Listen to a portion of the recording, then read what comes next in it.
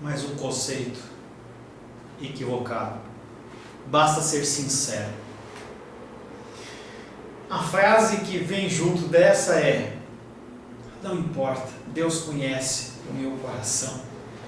Você sabe o que é o seu coração? Seu coração é enganoso. Jeremias diz isso. Seu coração é cheio de imundície. Não só o seu, o meu, talvez seja muito mais do que o seu. Ouso pegar as palavras do meu xará apóstolo.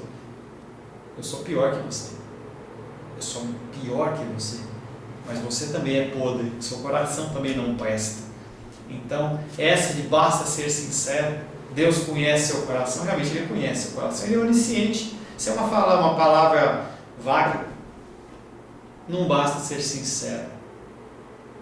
Você tem que mostrar a razão da sua fé. Não basta que você simplesmente declare, você tem que mostrar. Tiago fala isso, e eu quero que você entenda que Tiago, quando ele fala que a fé sem obras é morta, ele não está fazendo apologia a você ser justificado pelas obras. Aquela carta é uma carta pastoral, ele está ensinando o pessoal que não pode ficar só sentado. Quantas pessoas você impactou essa semana? Semana que passou, o mês que passou. Se você não está dando fruto, ou frutos, se você não está dando frutos, se não há transformação no seu caráter, eu quero que você pare agora de assistir esse vídeo e reveja os seus pensamentos. Reveja no que você acredita, porque talvez o teu coração realmente ele esteja espelhando o que é que você acredita.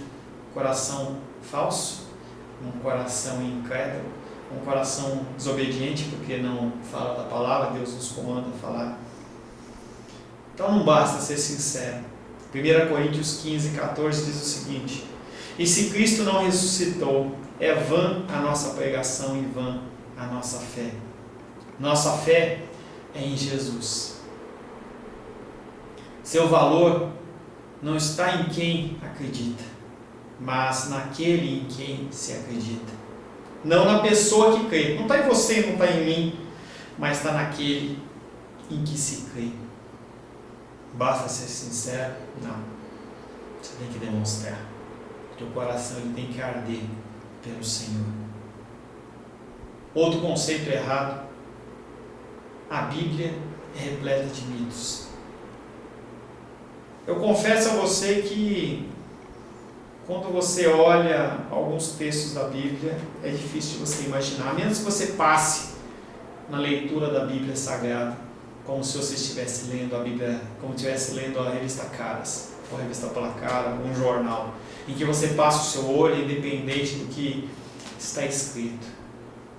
Se você lê a palavra de Deus meditando, que é como nós temos que fazer, você começa a descobrir coisas. Coisas que, se você parar para imaginar, são difíceis, não são naturais. Imagina o Monte Sinai pegando fogo. Eu nunca fui em Israel ainda, espero que o Senhor me conceda essa bênção, mas ainda não.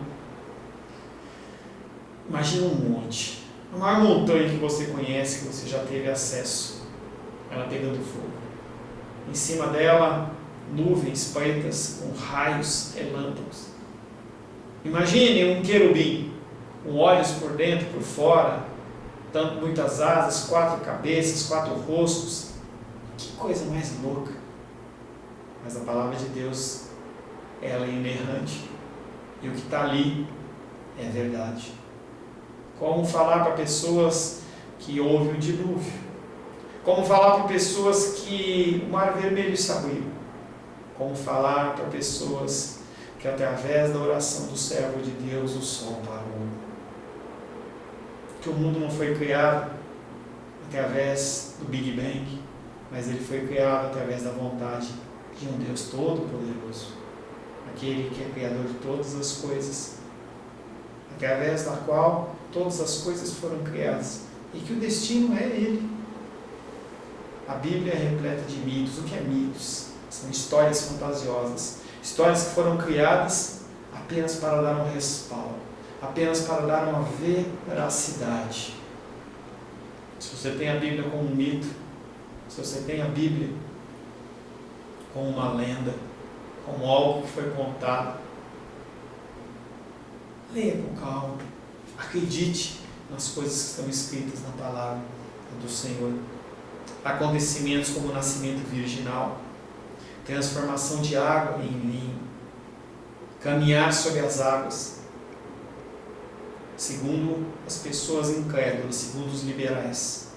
Elas foram criadas apenas para elevar o status de Jesus a uma figura divina. Não é o nosso caso. Para nós, Jesus Cristo foi 100% homem e é 100% Deus. Outro conceito errado. Os cristãos amorosos devem aceitar os pontos de vista de outros religiosos. Entenda, meu irmão, que você não foi colocado na terra para ficar criando confusão. Uma característica de Jesus Cristo é que quando ele chegava, as pessoas se achegavam a ele. Ele era carismático. Mas ele não era bonito. Ele não era uma pessoa diferente. Ele não tinha olhos azuis. Ele não tinha cabelos castanhos claros. Ele vivia numa localidade em que as pessoas elas tinham pele mais escura, como um hindu. E era uma pessoa comum, tanto que no jardim, no monte do Getsemane, quando Judas vai entregá-lo, se ele não beijasse o rosto do Senhor, ninguém saberia. E eles perguntam, aonde está Jesus Cristo? E Jesus Cristo ele se apresenta.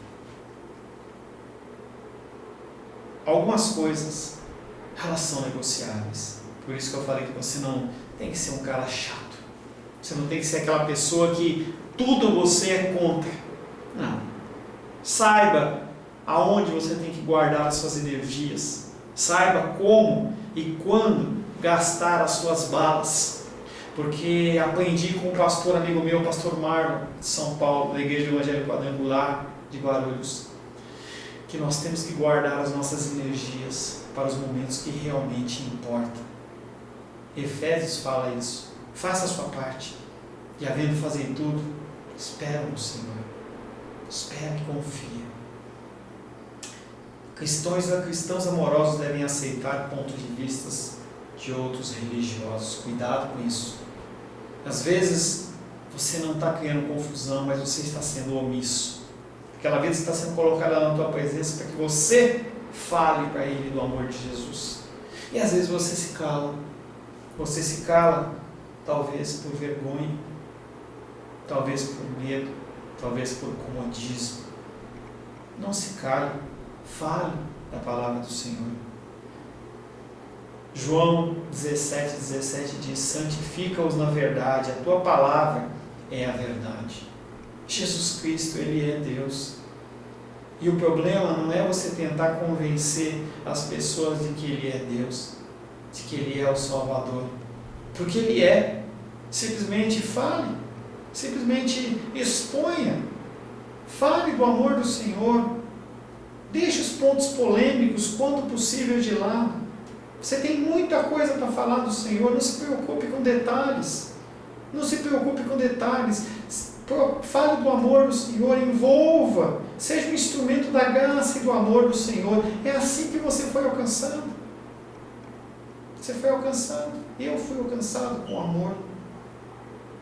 Gandhi, ele falava assim, tinha uma frase de Gandhi que ele falava assim, se vocês cristãos vivessem o que vocês pregam, eu seria um cristão. Olha, um grande líder, independente se ele era cristão ou não, ele era um líder, ele era uma pessoa que ele movimentava multidões com os seus pensamentos, com o seu jeito de ser.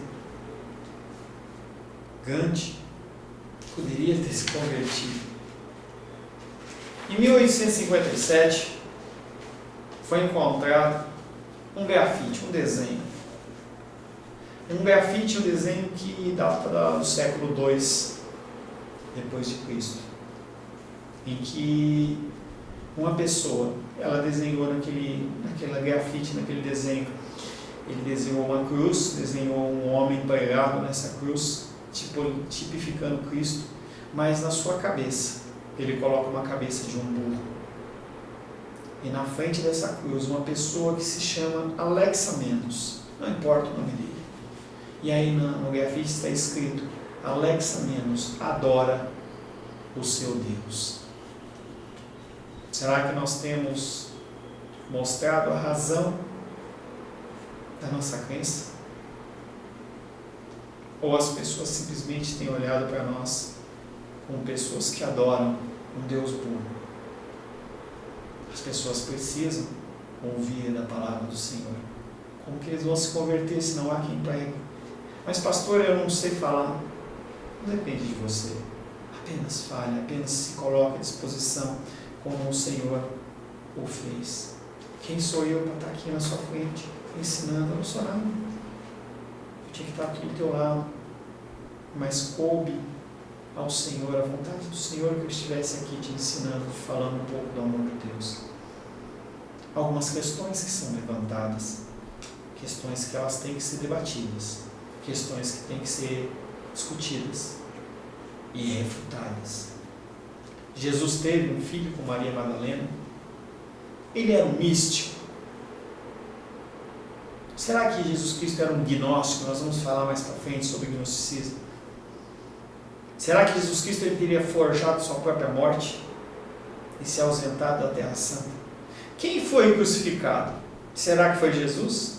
Ou quando Simão Cirineu, ele pegou a cruz que o soldado romano o obrigou, será que Jesus Cristo não saiu pela direita, que nem o leão da montanha, um desenho antigo, e ele saiu escondido? Será? Jesus era um cínico. E aí tem todo um conceito de cínico, que é diferente do conceito que nós temos. Cínico era um grupo de pessoas que eram como que rebeldes na sociedade. Eram pessoas que urinavam em público, tinham relações em público, sexuais em público, defecavam em público, se vestiam muito mal, não tinham quase nada. E eles entendiam que Cristo, ele era um cínico. Ele era um cínico? Jesus Cristo, ele teve irmãos ou eles eram primos? Eu discuti essa semana com uma irmã pelo Facebook em que ela falava que não. Segundo o conceito católico, Maria, ela nasceu virgem, viveu virgem e morreu virgem. E quando a Bíblia fala de irmãos, elas dizem, não é irmão, é primo, é irmão. Teria ele fugido para o Egito? Teria ele escrito cartas ao tribunal judaico explicando que tudo não passava de um erro? Que ele nunca afirmara ser filho de Deus? Teria celebrado a última ceia com seus amigos 25 anos depois de sua pretensa crucificação? Os evangelhos, Mateus, Marcos, Lucas e João, eles são confiáveis? Existem melhores fontes de informação a respeito da vida e do ensino de Jesus? De fato, Jesus ele existiu mesmo, como se fala? São questionamentos que você deve estar perguntando assim, o que esse cara está falando? Mas são questionamentos que passam na cabeça das pessoas. Pessoas que leem livros como o Código da Vinci, pessoas que não têm conhecimento, têm apenas informações superficiais do nosso Salvador. Creem nessas coisas. E quando uma pessoa dessa, que você está evangelizando, falando do amor de Cristo, te perguntar isso, como é que você vai falar? O que você vai falar? É por isso que você está estudando, para buscar entendimento e capacitação. Quem que é Jesus para você? Para um pouquinho e pensa. Quem é Jesus para você? Ele é só Salvador? Ou Ele é Senhor também? Se Ele é Senhor, Ele manda na sua vida. Se Ele é Senhor, todas as coisas que você faz dizem respeito a Ele. Qual a diferença de Jesus Cristo e Jesus o Cristo? Quem é Jesus para você?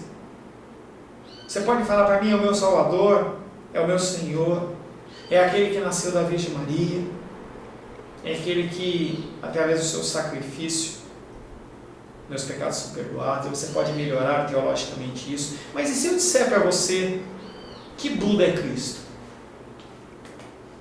Esse professor está falando louco. E se eu disser para você que Maomé é Cristo? Se eu disser para você que Henri Cristo, aquele maluco, permita-me chamá-lo de maluco, porque ou ele é falso ou ele é maluco. Eu não consigo outra definição para aquele homem. Lá na região sul do Brasil, em que ele anda com as suas discípulas vestidas de azul claro, seus discípulos também, se não me engano, e ele anda com uma cruz de espinhos na cabeça, que não deve ser de espinhos, deve ser tudo trabalhado, e ele se diz o Cristo encarnado. Ele é Cristo. Você fala assim: vou desligar esse vídeo, esse professor é herege, esse professor está falando besteira. Abra a palavra de Deus em Mateus capítulo 13, versos 22, esse texto eu não tenho aqui. Marcos capítulo 13, versos 22. Marcos capítulo 13, verso 22. Assim diz a palavra de Deus. Verso 21, primeiro. Então, se alguém vos disser: eis aqui o Cristo, ou ei-lo ali, não acrediteis. Pois surgirão o quê? Falsos cristos. Falsos cristos. A palavra Cristo, ela não é o nome do nosso Salvador. Cristo é um título, quer dizer ungido ou enviado. E dentro da cultura budista, o Buda é o enviado para eles. Então ele é um tipo de Cristo. Ele não é Jesus Cristo. Não é o nosso Jesus, o Jesus da Bíblia. Mas ele é um Cristo, ele é um enviado. É o significado da palavra. Maomé também. E em Cristo, aquele cara lá, ele também é um enviado para aquele povo.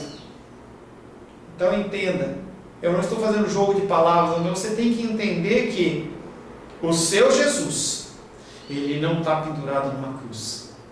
Ele não está no colo, ele não é mais um bebezinho.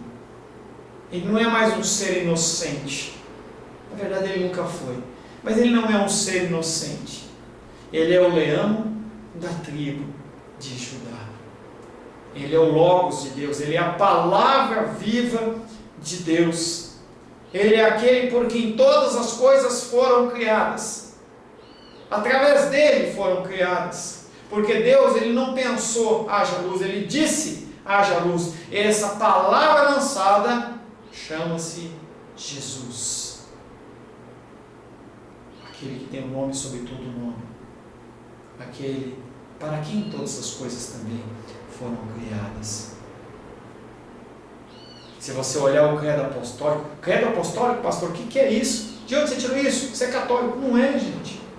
Você é católico? Pare para pensar. Você sabe o que significa católico? Eu já te dei uma dica que as palavras elas têm significado. As palavras por si só elas não têm significado sozinho, mas junto elas têm valor.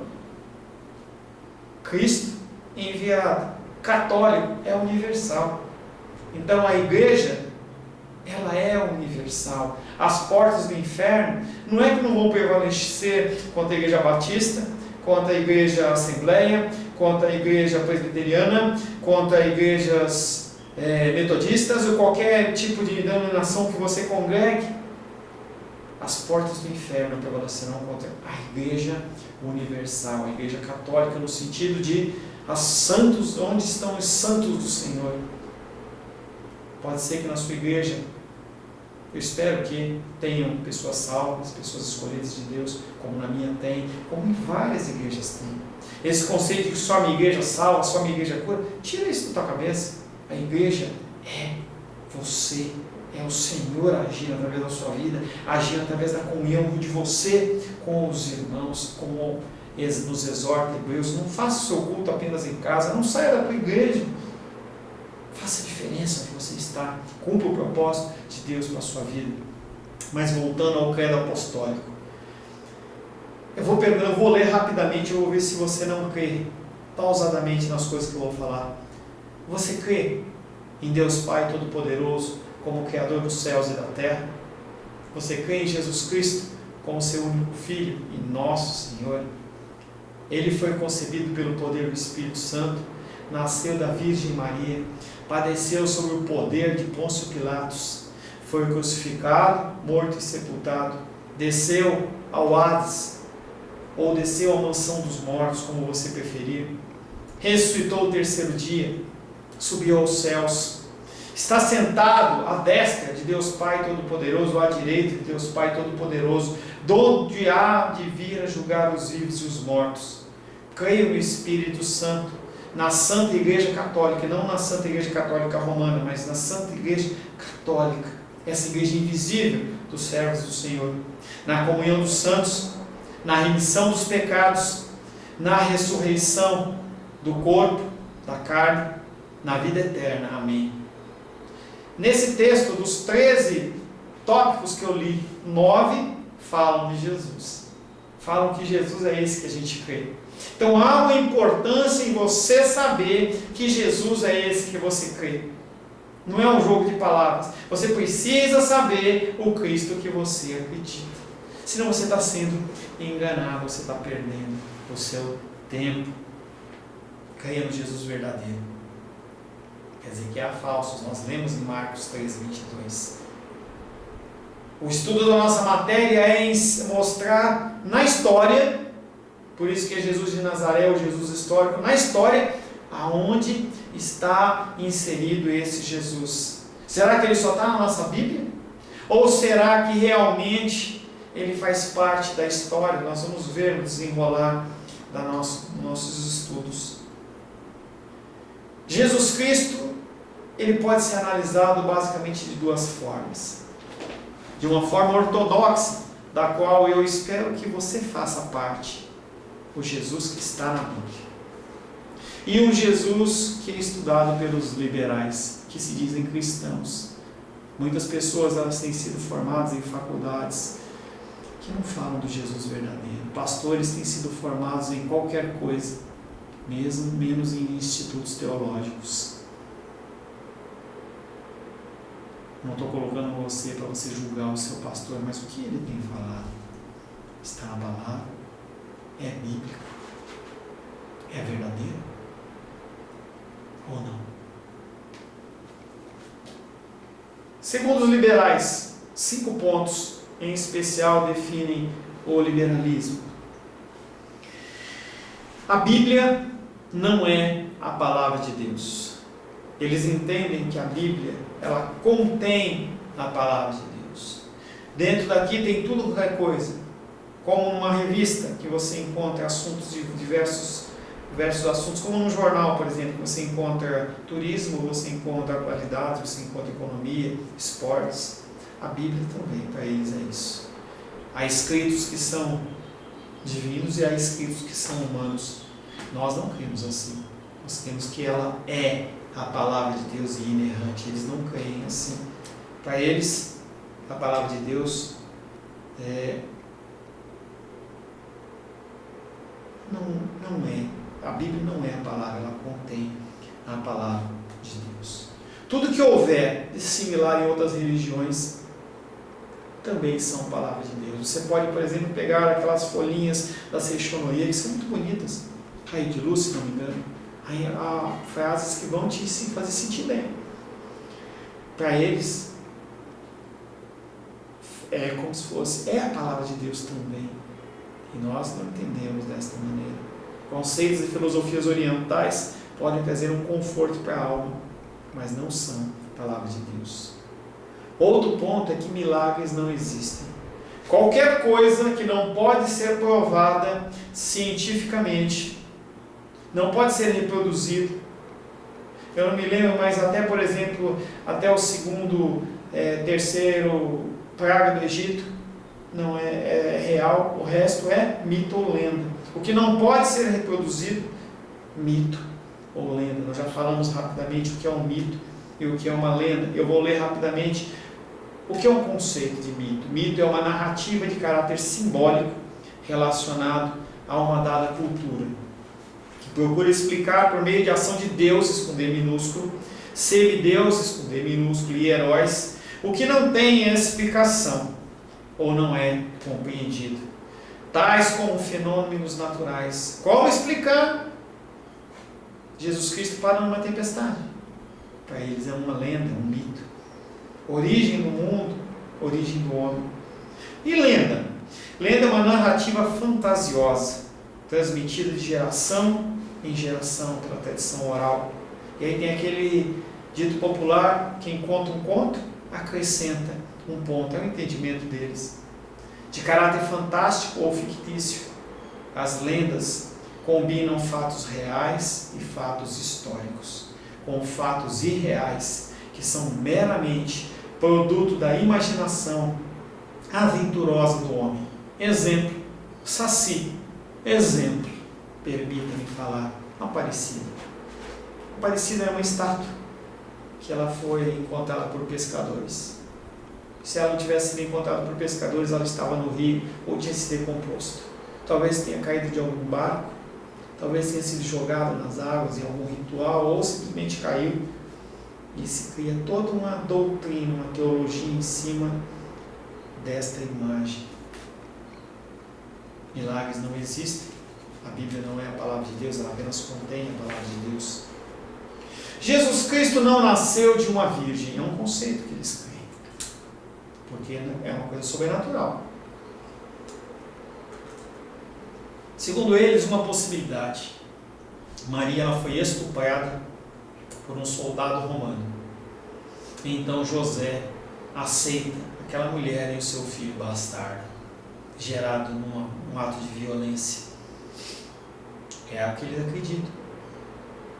Se você ler dois textos, Mateus capítulo 1, 18 a 23, e Isaías 7, 14, diz que será dado toda aquela narrativa. Vamos ler só Isaías capítulo 7, verso 14.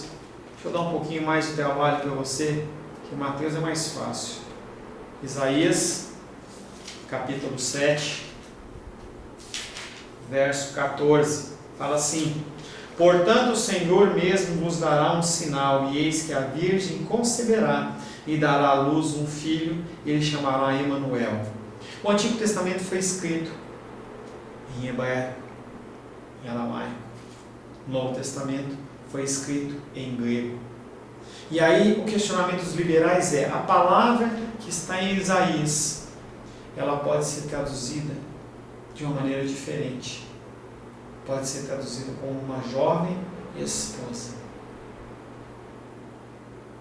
E aí gera-se toda uma confusão, falando sobre a virgindade pré-nascimento de Cristo. A palavra certa é virgem, não jovem esposa.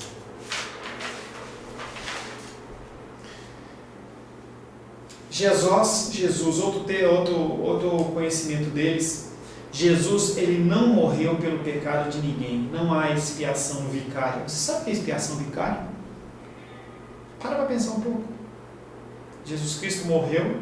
Quem que era o culpado? Era ele? Ele que tinha pecado? Ele que tinha mentido, como eu e você? Roubado, talvez, como eu e você? Tido atos ilícitos, como eu e você? Não. Ele era limpo e puro. Mas nós somos pecadores. Alguém tinha que morrer.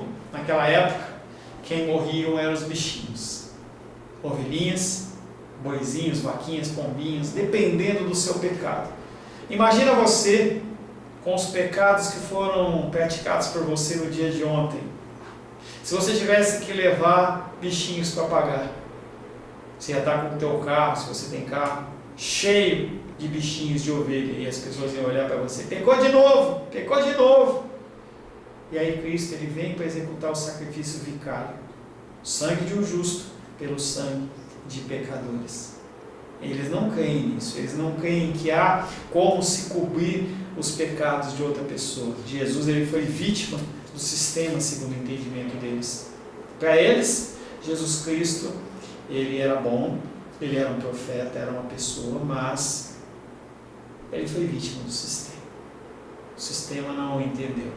Não entendeu as suas obras e acabou por crucificá-lo. Nos últimos séculos, os pensadores liberais têm questionado muitas doutrinas. Pulei um. Quinto, Jesus não ressuscitou corporalmente, e sim espiritualmente, dentro do conceito de alguns liberais, mais tendentes ao gnosticismo. Eles não creem que Jesus Cristo veio em carne, ele veio em espírito. E mesmo os que não creem nesse tipo de coisa, eles entendem que a ressurreição de Cristo foi uma ressurreição apenas espiritual, baseado no entendimento de que eles não acreditam no sobrenatural.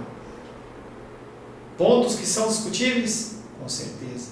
Pontos que podem ser simplesmente aceitos por nós e nós temos que ficar quietos de maneira nenhuma. Repetindo, Bíblia não é a palavra de Deus, e sim contém a palavra de Deus. Milagres não existem. Tudo que não pode ser provado cientificamente é um mito ou uma lenda. Jesus não nasceu de uma virgem. Jesus não morreu pelo pecado de ninguém. E Jesus não ressuscitou. Não ressuscitou. Nos últimos séculos, os pensadores liberais em especial têm questionado muito as doutrinas cristãs da fé histórica ortodoxa. E eles têm criado um Jesus, permita-me usar um Jesus fabricado. Eu encerro essa aula deixando esse pensamento.